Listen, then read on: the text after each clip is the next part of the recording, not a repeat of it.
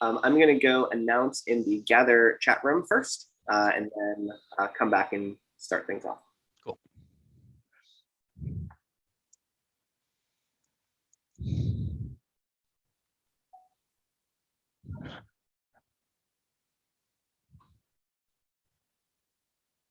Hello, everyone. I'm interrupting you again for announcement that the stream is starting for the next session. So head over to the TVs. I've updated the link, or go to the YouTube channel. You should see a new stream has appeared, and we'll get started. See you over there in just a moment.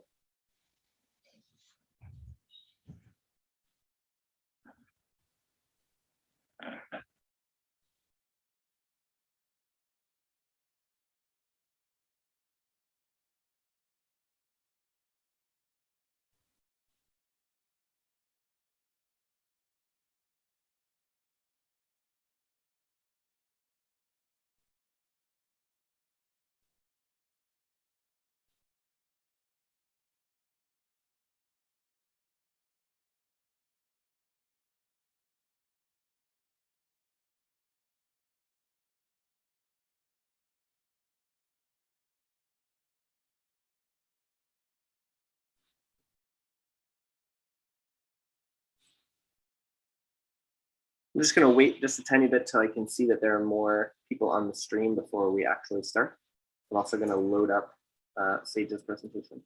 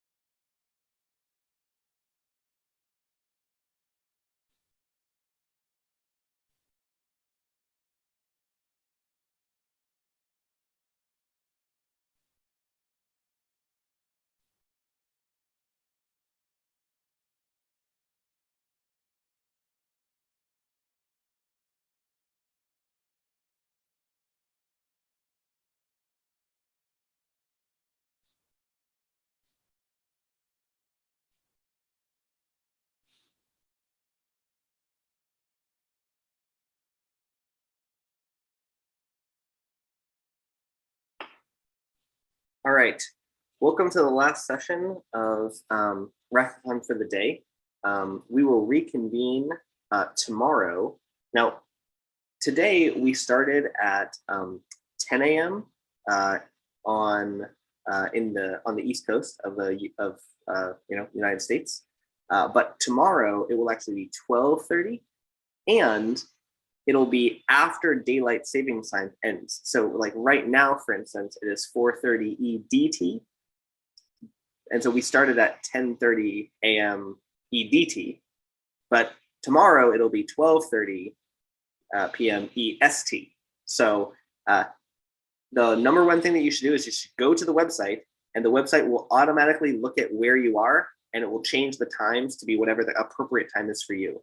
If you're in Europe, for instance, and you've already reset your clocks, then this means that it'll actually be 3 hours later, I believe, rather than simply being 2 hours later for you, because it'll be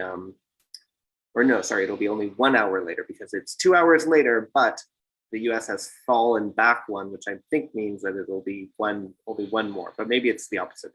You should double check by going to the site. It will tell you. Go to Racket library to help with that. Yeah, well, the site uses the great Satan of JavaScript to render the dates for you. So anyways, okay, so I'll make this announcement again at the end, but I just wanted to say it right now also.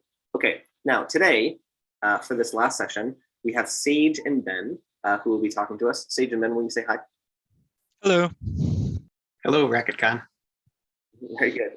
And we're going to start with Sage's talk, and then we'll have Q&A. Put your questions into the the document on the document podiums as before, and then afterwards, we'll answer those questions with Sage, and then we'll have Ben's talk, and then we'll have questions for Ben, and we'll go back to the hallway again. So I'm going to turn off my video and mute myself, and then load up Sage's talk.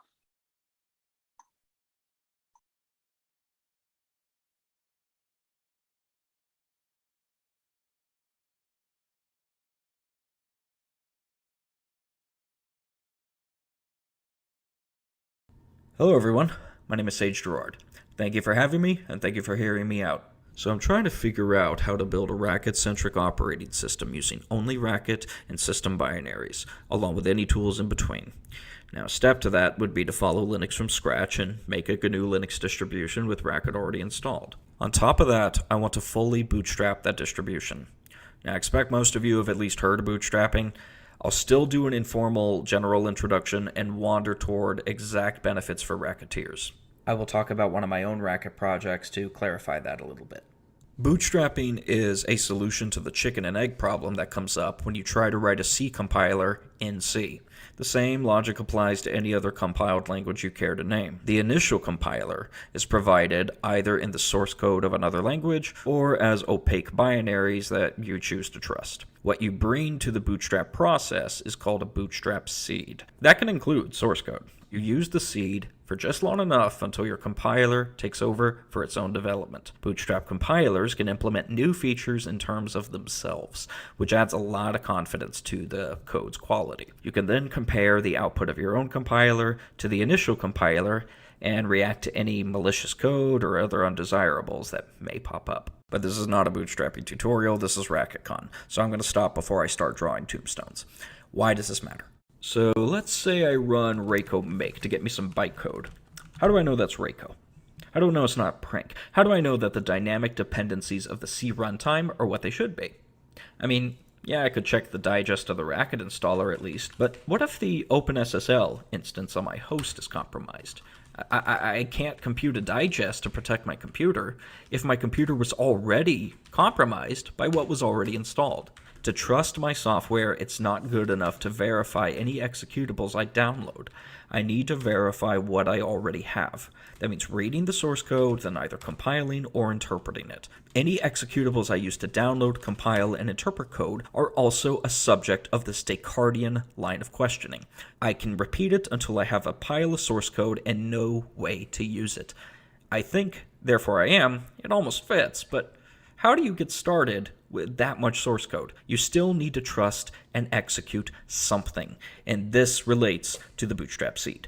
You want the seeds to be as small as possible. Now, there's a hex 0 project on GitHub that's really cool. It uses hex representations of machine code so that you can start a bootstrap process below the level of an operating system. This reduces the window of opportunity for you being hacked or compromised down to your trust in the hardware and your trust in how the seed is first used in that hardware. If you don't trust the hardware, then just, grab some pennies, aluminum foil, and a bucket of sand and report back in 8 years. Let's just assume that we have what we would like to get. We have a small seed, still in the level of software, but as low as we can get it.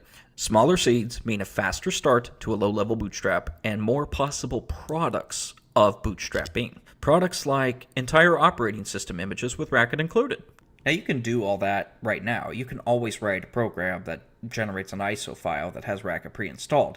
That's not something you need bootstrapping to do, but bootstrapped programs are conducive to answering questions about whether or not you can trust an executable, because you have a way to verify from a seed whether you can reproduce the exact software you're thinking of. This is valuable because it means that if you start from a known, published, trusted seed, and if you happen to trust it, then you can also trust any artifact that you can reproduce using it. And that brings me to Guix, because I have to talk about Guix. Not y'all, I mean GNU's package manager. That shares a bootstrap path with Guix system. Guix system is an operating system that can iterate on itself using declarations of operating systems. At time of recording, the Guix source code has not been fully bootstrapped in the sense that the seed consists of only source code with no opaque binaries. But it remains the fastest path I know of to a bootstrapped Racket installation because of all the work that went into the project. Now, I understand I might sound like I'm talking like Racket is not bootstrapped, but that's not true. Racket is already bootstrapped, it just has a different path.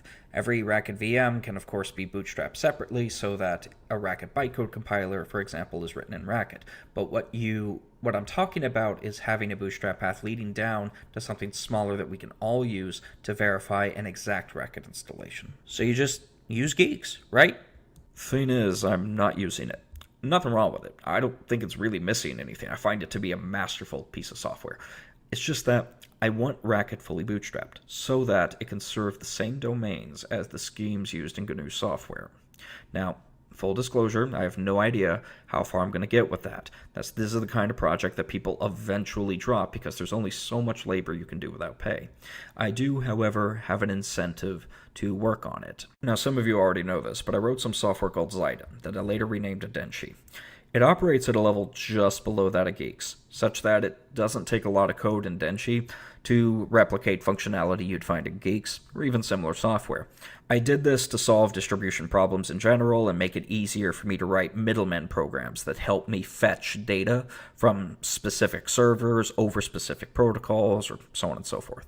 Denshi also includes machinery for package management, and what you see on screen here is a growing list of examples in Denshi's repository that solve certain distribution problems in the Racket ecosystem, such as generating bindings that are reference comparable, and have a self-hosting installation, or even just creating CLIs that look like LN, but actually resolve the target over the network. Then, of course, there's different storage requirements or version handling, like whether you use side-by-side installations or use a single shared namespace. This is all context. This is not meant to be a sales pitch. The point is, this is a lot of redundant functionality to have on a Guix system. So I'd like to have a leaner bootstrap path that's Racket-centric and allows a Racket program to more easily express something like an exact operating system, an exact Racket installation, and really all the kind of nice features that you would get in a Guix system. It would also make it easier to write tests where a Racket program can improve correctness in the context of such a system, that is, a configured system. This is all very valuable. It takes a long time to implement, but I think it's worth chipping away at that work just because, well, I mean, obviously I wrote some software that I'd like to be able to bootstrap, and I need to go through Racket to do it. And in a way, I'd like to also say thanks for being able to write something like Denshi using Racket, and this is a good way to do it. Now, none of this explains the what or the why. The what being what needs to be done, and the why being why bother when Guix is, again, available, and what benefits are you really getting that Guix doesn't already provide. To explain the what, I need to introduce another project, which is GNU Mes. Now, Mes was a project that started up to shrink the bootstrap seed used for Guix, because earlier it was so big, nobody could be bothered to really audit it. But Mes got it down to a manageable size, so that Guix could have a more reasonable bootstrap seed. But the thing is, Mes is so Guix-centric that you cannot really have a bootstrap path to something other than a Guix system. At least that's the impression I get. Correct me if I'm wrong, but I looked at the code and it looks like if you're using Mes, you're doing something with Guix. So here's what I've done. I went to the Guix developers and I asked them, what was it like to build the Guix system? I phrased it as a more general, how'd you build a GNU Linux distribution question, but I got some great discussion out of that. Now, before I start getting into these emails, thank you to Philip McGrath, Christine Weber, Matthew Flatt, and anybody else that's on these threads, because without you, I would not be able to deliver this speech. I didn't have a good idea of how to define the scope of work, and you gave me options, and you gave me an understanding, so that way I'm able to actually discuss some proposals with you. Anyway, back to it. I went over to the Mes developers and I asked, well, okay, how would I repurpose this for a Racket-centric bootstrap path? And I got pointed to a branch that is in a good position to delete Guix and delete even Guile. That's the scheme that the GNU project uses as an extension language. Now, if you get rid of Guile, And if you make Mes and Racketboot agree on a language to use, then you hit a bootstrap path. Thing is, I don't actually know the scope of work of this. That's what I'm trying to figure out. Right now, I am specifically trying in the delete geeks part of this endeavor. And that's taking a lot of time as it is. Finding a way to get Mes down to a point where it can act as a less opinionated path to a bootstrap seed. If we do this successfully, then replacing Guile with Racket seems a little more tenable. Now, I am, of course, assuming that it's fine to go through a single Racket VM in order to build this path.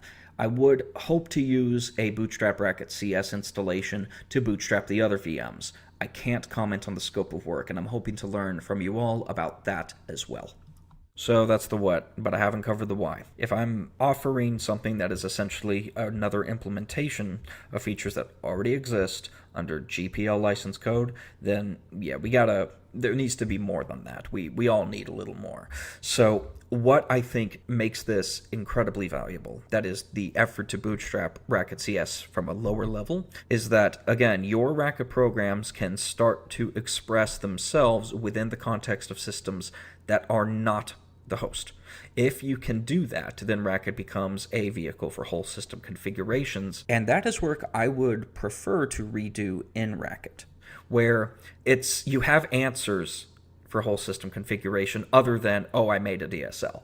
Because whenever I make a DSL in Racket, I still am concerned about how much control I have from that high level notation all the way down through the middle notation, all the way down to the low level. I have to be able to go through Guix in order to declare operating systems if I want to have kind of a uniform scheme-centric bootstrap path, but I would rather have a Racket-centric bootstrap path, which means that Racket would have its own implementations for operating system declarations and so on. This is obviously repeated work. It's not something that everybody's going to be interested in doing. I am personally. If we have a lean bootstrap path, and by lean I mean you don't have to know a lot more than Racket or the domain knowledge to use it, then that means we get those benefits. We get declarative operating systems, we get reproducible images, we get reproducible builds, but without having to carry the weight of another ecosystem. I'm sure that probably sounds a little weird, since it sounds like I'm saying that somebody is, I don't know, making us use Guix if we want to have a good bootstrap path, but that's not the case. What I am trying to say is that if we could invest getting the same kind of features in this ecosystem, why wouldn't we? And having the ability to verify from a seed up through the Racket ecosystem means that anything that we derive is something that we can mutually trust for reasons outside of a shared catalog or a shared namespace.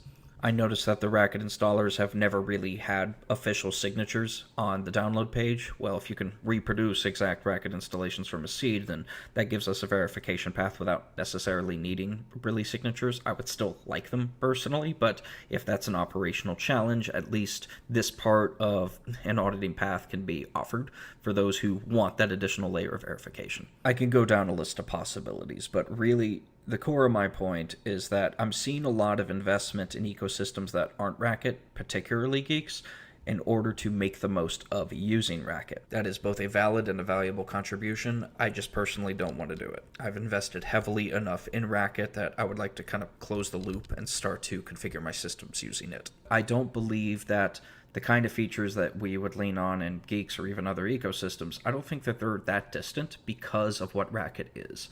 And what Racket is a way to explore different domains through the use of other languages. It seems weird to have something that powerful, but then lean on a whole different ecosystem and a whole different technology in order to gain the benefits of a domain.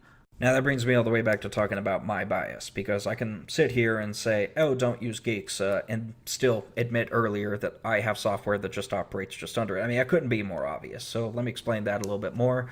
Denchi is not bootstrapped, and I need to bootstrap it through Racket, and I need to have a seed that can take me through that path. I can do that through Guix, but I don't want to have to learn Guix on account of the redundant functionality I mentioned earlier. Interestingly enough, I suspect I'm also not the first to say it on account of an email on the Guix mailing list claiming that other people have tried to remove Guix from a bootstrap path and have failed. And that is why I am walking into this assuming that this is going to be really hard and I'm going to need help. It's better if I can describe what I'm trying to do. If I get to a bootstrapped operating system, then on first boot, I'd like to replicate functionality that I can find within Guix in few lines of code, instead of having an entire package manager that acts as a middleman to bring me whatever dependencies I ask for. The reason I want it this way is because I'm at the point in my life where I'm starting to notice that all of my computers are just basically mall displays, and every package manager and software shop and whatever, they're all just middleman programs. In my mind, pip env is the same as Netflix now. It's just a thing I run to get to the damn content I want. I don't want to care that it exists. I don't want to learn the interfaces. I'm tired. I just want to replicate the middleman functionality I need and make middlemen easy to reproduce on operating systems, so that if somebody says, hey, I got a server and it's got this kind of content, and I'd be like, great, and then I just throw together a downloader or a package manager that operates on whatever the hell is on their server. That might sound like it's more trouble than it's worth, but that's why I try to simplify it.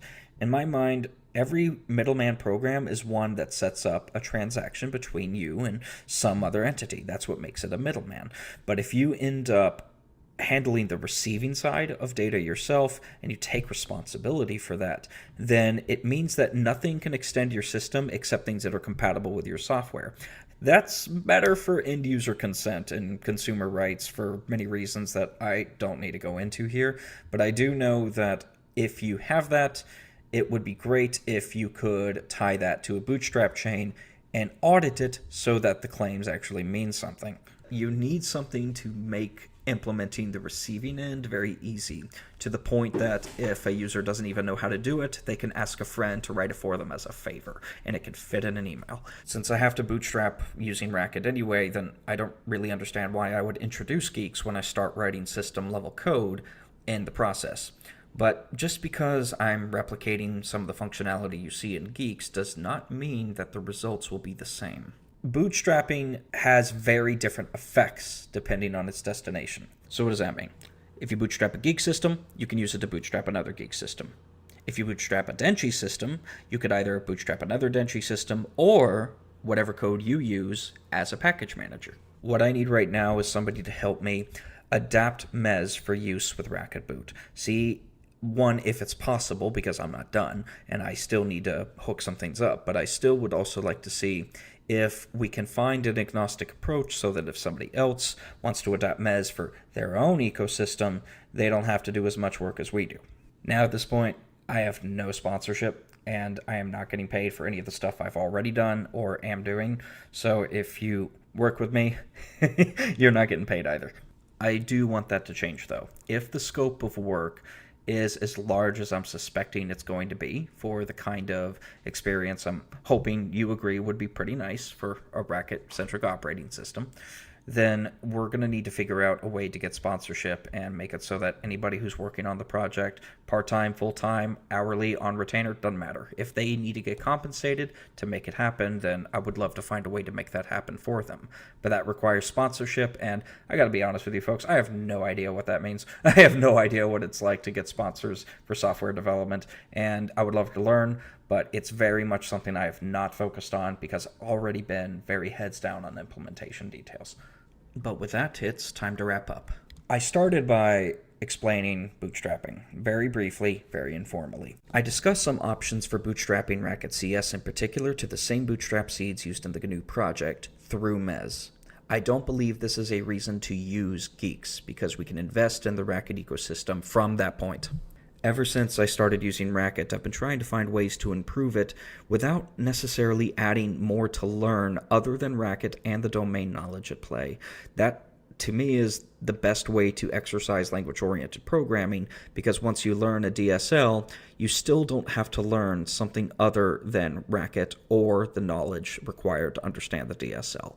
If it becomes important to use a C API through your VM, then I would like to be able to do so without needing to know more than the toolchain used to build Racket, without needing to know Guix in order to go further down to system-level concepts. I would hope we would produce programs where Racket can start from a bootstrap seed and declare yet another Racket program and yet another Racket installation in the context of an exact system it controls and verifies using code we trust. If you are interested in participating in this project, please, by all means, let me know. And I'm very excited to answer your questions, hear your comments, and really anything else you would like to bring up. Thank you so much for listening, and enjoy the rest of the convention.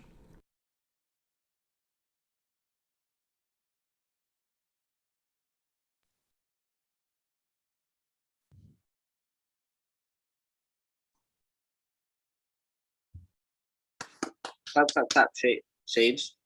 That's pretty awesome. Thank you. Now let's switch to questions. Now, while the talk was going on, there were a few questions in the gather. Could you summarize those a little bit? What that discussion was?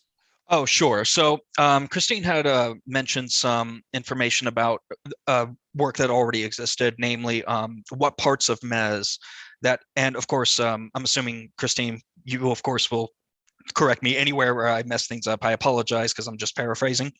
But when you are using Mes, not all of the Guix knowledge necessarily locks you into Guix, into Mes. That's my understanding of what she was saying. There exists enough that mentions the Guix name, but can still be repurposed to adapt a bootstrap path for different Linux distributions in the first place. So it's, I think she was trying to make sure that I wasn't leading people to say, okay, well, you're completely locked into Guix from the Mes level. But I still am interested in getting to the point where when you use Mes, Guix is not something that you have to know, and you don't have to see the name. And I was hoping to get the code to a point where you could just think of Mes as Mes. But that's really what my understanding of the conversation was. Great. Okay. Now, I feel like when I hear about this bootstrapping stuff, you're really emphasizing this idea that maybe I run Raco, but really it's going to do something sinister to my computer, right?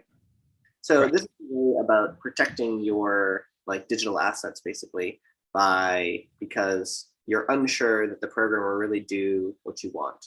Yeah, we typically view verification of data, especially from the internet, in terms of, I got this thing on my computer, what programs can I run to check if it's okay? But we're not asking the question of what happened to the programs we're using in the process.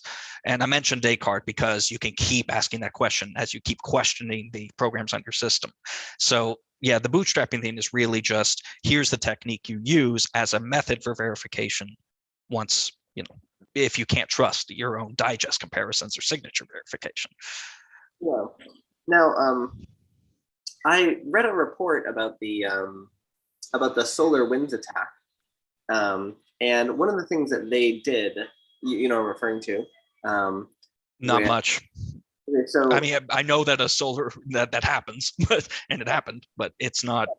So what they were talking about is how essentially the hackers compromised the build machine for the SolarWinds binary, and there was basically actually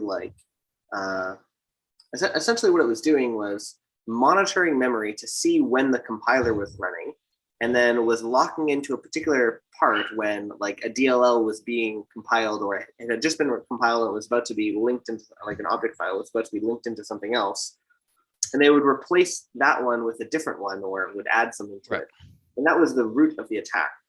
Yeah, and it's also not unusual, because if you were trying to do something like a signature verification or a digest comparison on an executable, but that executable loads dynamic code, then the verification you just did isn't complete. For that leaves that blind spot. So which is why whenever you're trying to, that's why you see a lot of advocacy for reproducible builds too, because you're verifying more than just what the executable that the user will run directly. So, do you think that this kind of technology is it primarily about something that me as a consumer values, or is it something that I want to, if I were creating a business and when I was distributing a product, I'm trying to convince my customers that something is safe? Do you perceive this as being primarily about Jay protecting my diary that's on my computer? Of course, my diary doesn't really matter. It's probably my, crypto keys or something like that, that are the things that really count. Or do you think that this is about I don't know, like the people who made my Switch being able to convince me that putting their Switch in my house is not compromising my network itself. Like, is this a consumer thing or like a server side production thing? It's it's it's hard for me to answer the question just because I've mentioned both in the whatever writing, promotional, or even technical on this. So I view it in two stages. The first stage, which is more a programmer audience, which is basically to say, hey, you know how every time somebody makes a new package manager, a new operating system tends to pop up with it? It's because somebody's idea of how distribution works is very closely tied to how the device works. And I wanted to see if there's a way to break the pattern so that you could start with something that was kind of as flexible and unopinionated as Slackware, but you're not kind of stuck inventing the entire logistical chain yourself. So the consumer side of it starts when, if you reproduce basically the receiving end of some communication from your device, you can tie that back to a publicly auditable chain, which is good for consumers once you simplify the interface. Right. So I view it as you got a system, you install it, a programmer would configure it, but the end user would have a bunch of software that has the same freedoms that the GNU project promises, plus the ability to say, okay, well, if I never like what a middleman's doing, I can get rid of it. I can discard the middleman in its entirety. The entire system level package manager gone because I don't like it for any reason or no reason at all. That's the intended vision. I don't know how many people in the audience are anime fans, but if you've ever seen Full Metal Alchemist Brotherhood, there's that city where everybody has those auto mails and they're working on them.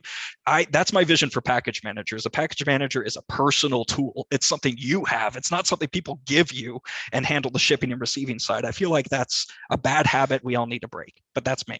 I feel like those tools need to be defined by the user now, and the programmer helps. Mm-hmm. Consumer rights are protected as a result of that. That's my opinion. Yeah. And so, to elaborate on that philosophy a little bit, like the main reason that we can't do that now, like I didn't make the computer that I'm on, and that's because it's so hard to make computers. Yeah. And so kind of but a long time ago, for instance, it was very normal. I mean, not super long ago, maybe 50 years ago. Like we all know that Jobs and Wozniak, they were making kit computers and whatnot. And that was a common thing to build these kit computers. Mm. And of course, when I was a kid in the early 90s, I mean, it was very common. Like you basically, unless you were a total,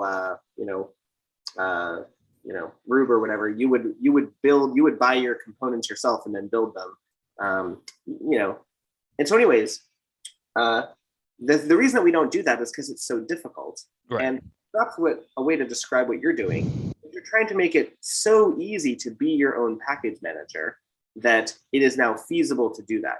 Whereas if I were trying to be my own package manager for, say, like an Ubuntu system or something like that, there's all sorts of things that are difficult about Ubuntu packages that it's doing for me that is just not feasible for me to do myself. And your goal is to try to make it so that infrastructure is so simple that you could do it yourself if you wanted to get rid of the middleman. Yes, but there is the caveat that the role of the programmer in this social situation is, if I'm non-technical, I would hire a programmer just like I would hire like an HVAC, or a appliance, maintenance person to come work on my package manager the same way they work on my washing machine. The idea is it needs to be made localized.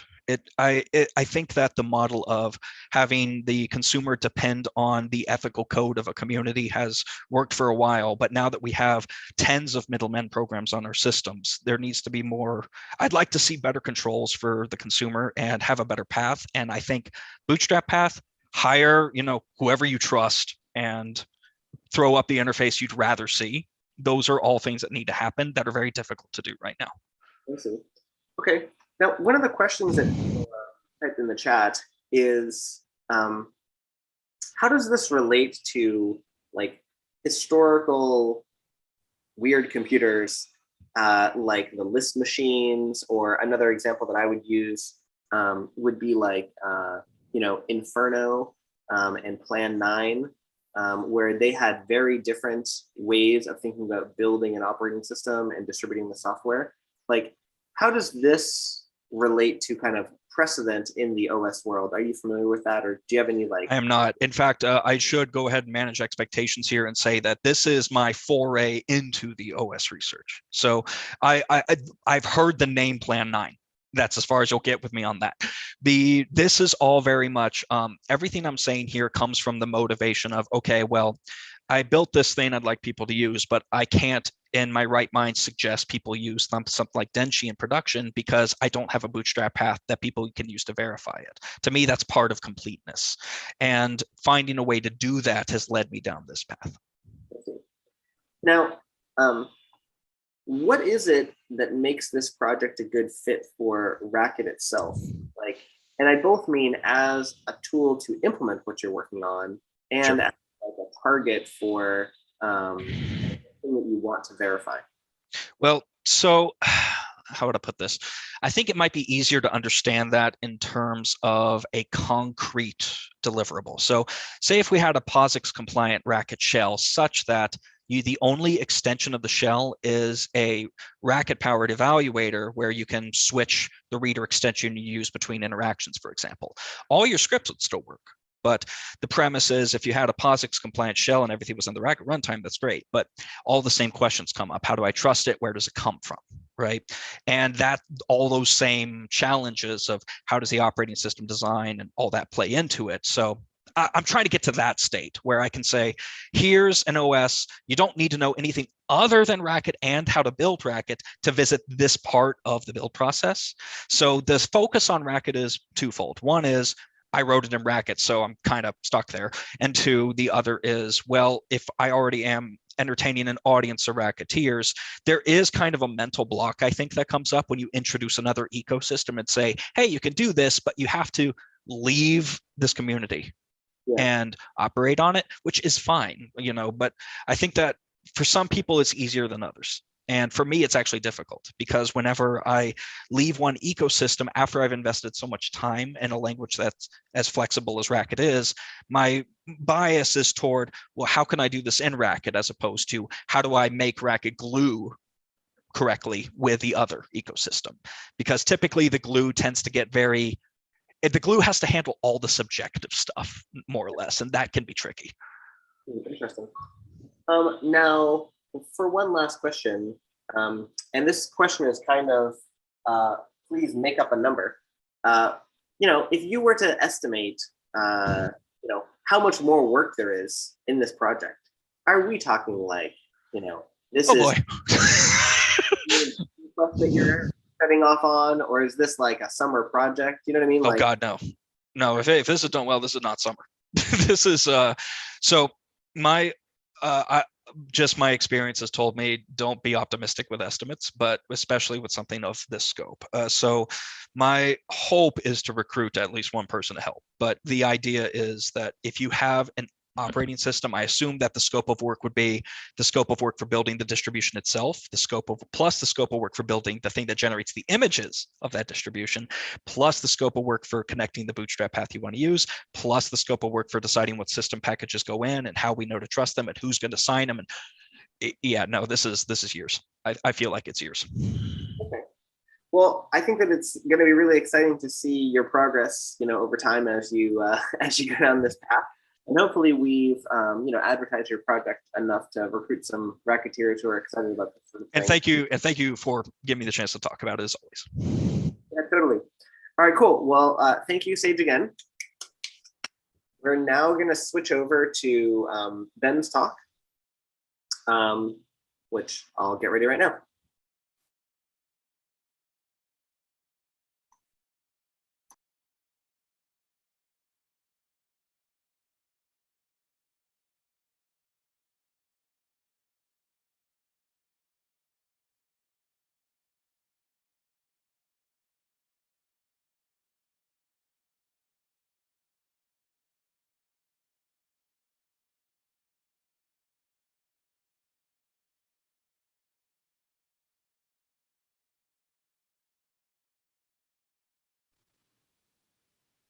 Hello, everyone.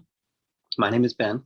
I'm a postdoc at Brown, and all things considered, I'm a very happy Racket programmer.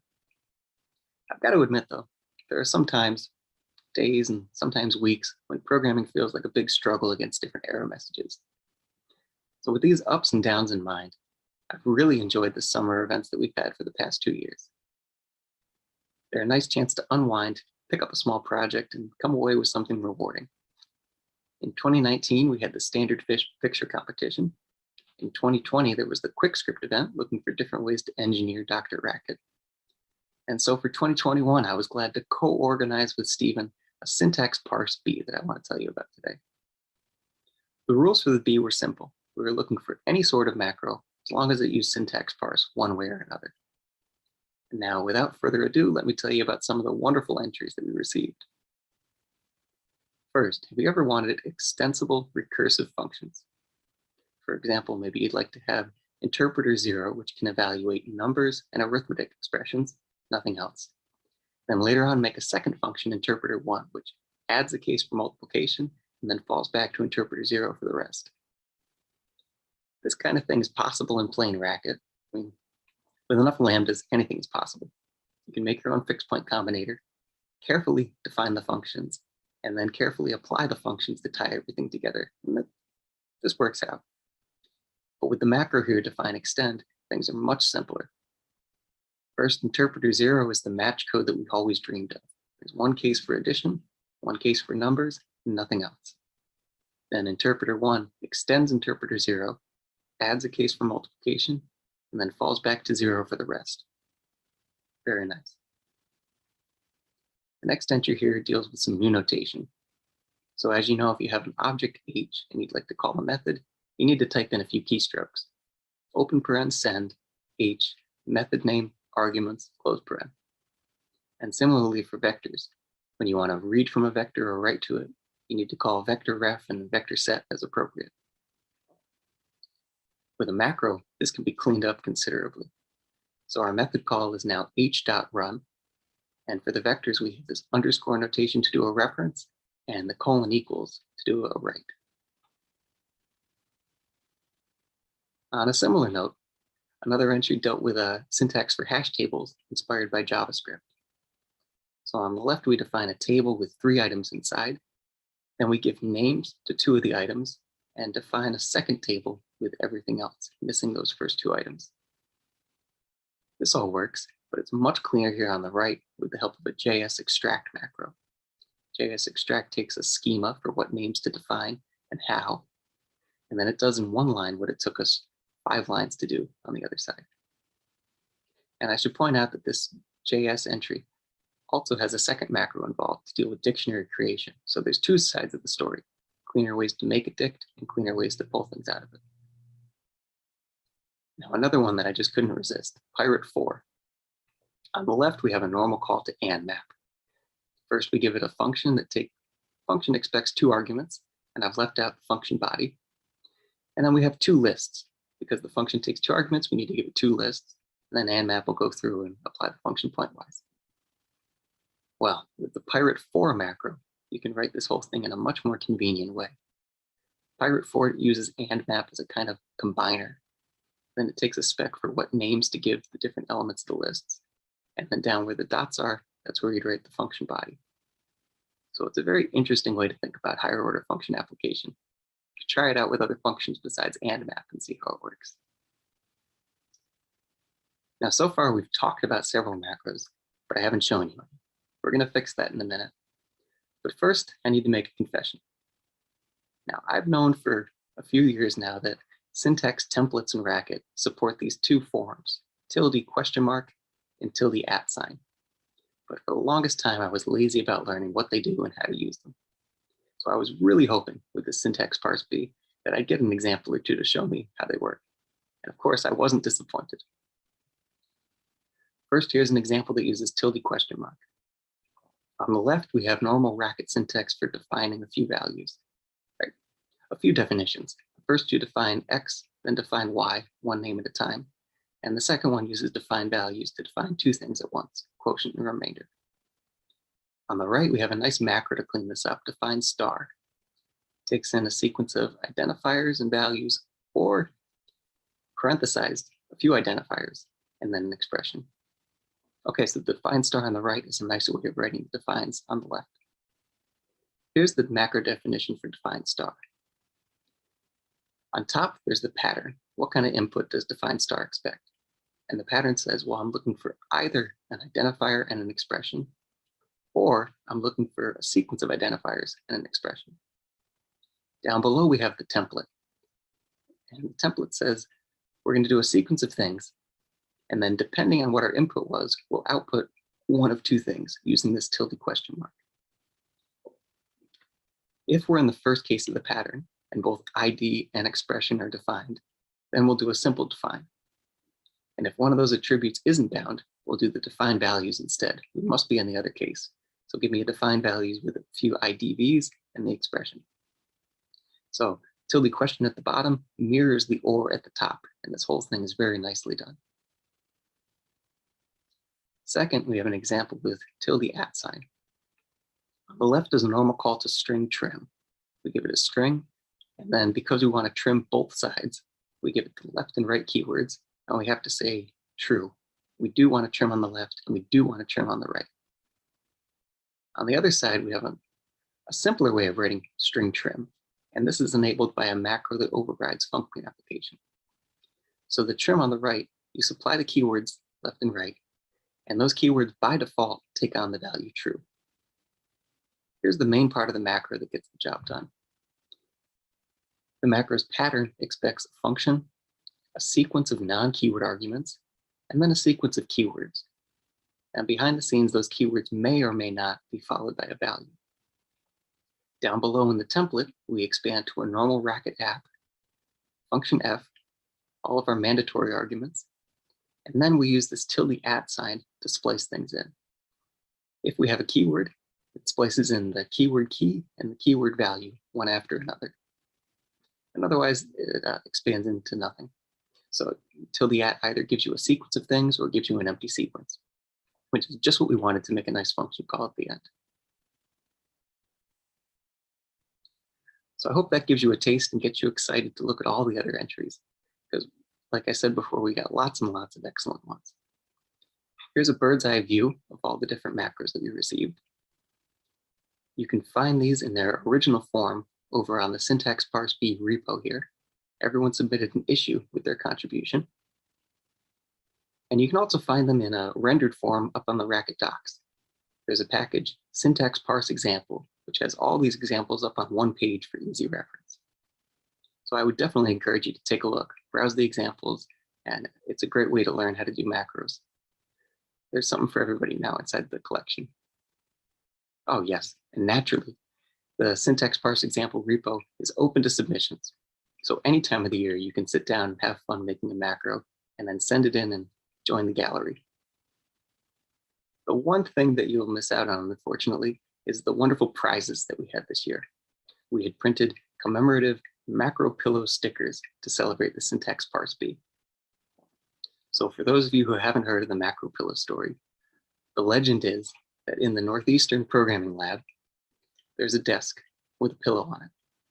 And if you're a tired programmer who's been dealing with macro problems, you can rest your head on the pillow and someone will talk to you. And if you don't have a solution, you at least get a little bit of consolation with your macro woes. Macro pillow has been an important part of the lab for years. Here's a picture of me at my last day at Northeastern, cuddling with the macro pillow. And this is macro pillow B2, I like to call it. Macro pillow B1 was unfortunately thrown away a few years earlier on one of those rare occasions where someone decided to clean the lab. But I mean, it just goes to show that we're PhD students working on programming and not monks maintaining sacred artifacts.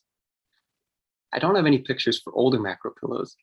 So instead, here's a few pictures of people from when the macro pillow story originated. So to give you a sense of what was life like in the Northeastern lab back in those legendary days when macro pillow got its start.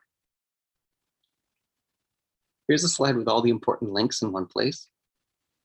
And I want to close with a big thank you. First to Stephen for being the co-organizer for this bee, and also for organizing the past competitions.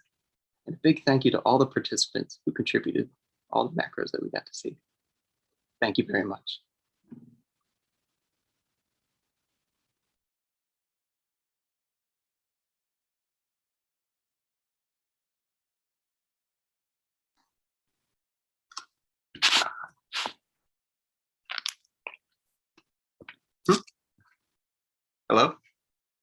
hear me okay? Oh, yeah, I can hear you now.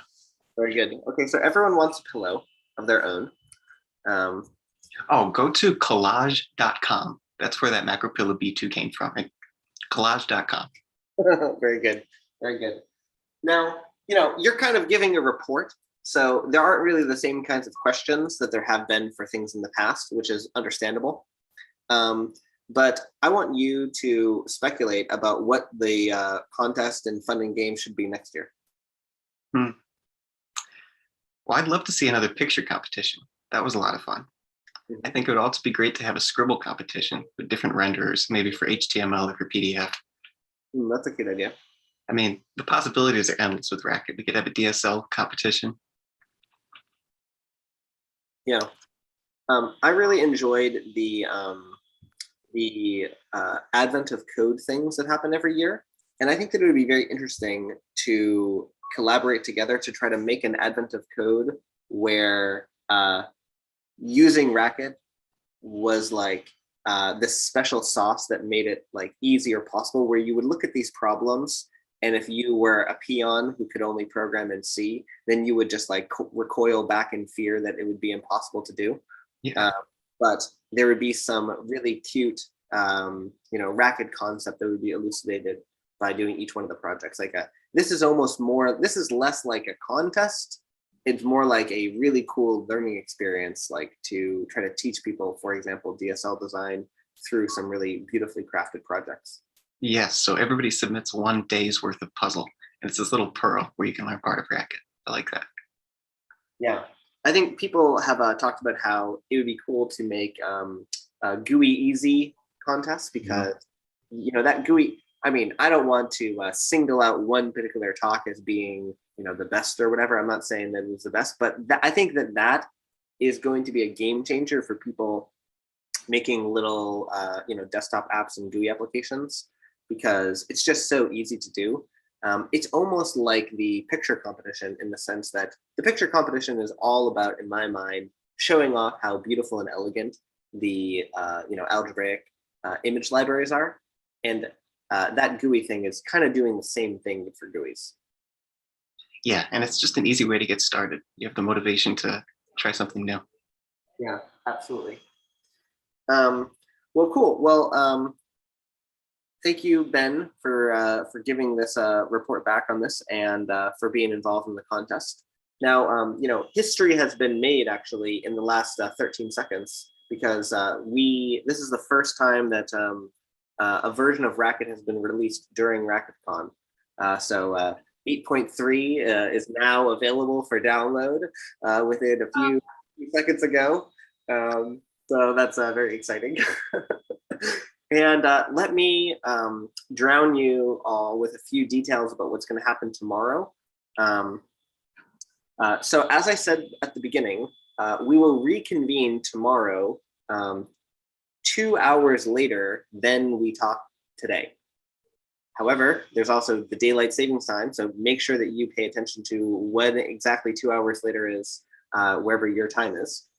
And the game plan for tomorrow is that it is mostly going to be conversations and community discussions, because we're going to be having the Racket Town Hall, the State of Racket presentation from Sam, and then we're going to be having 3 talks about the Rhombus/Racket 2 project, where Matthew and many other people on the Rhombus brainstorming GitHub have been discussing how we could push the boundaries of language design with Racket, and we're going to be giving some presentations about that. And so for that, I think that it's going to make more sense to have those happen in the hallway channel. So in fact, how that's going to work is that we are going to have Q&As after those, but we're going to have much more time spent in the hallway times. So anyways, just kind of letting you know ahead of time that that's how this is going to be. And as always, everything will happen from the gather, and the YouTube live stream will be available for all that. So with that, let's return to the hallway now. Sage is going to be in area A, that's in the northwest, the upper right-hand corner, sorry, the upper left-hand corner. And then Ben is going to go over to the upper right-hand corner, area B, to talk. And I would encourage you to go talk to Ben, not just if you have questions about the particular thing that he talked about, but if you are interested in organizing and discussing what would be a cool contest to run for the next time. I think we could sort of form an impromptu working group about that. And I will see you all next time. Thank you so much.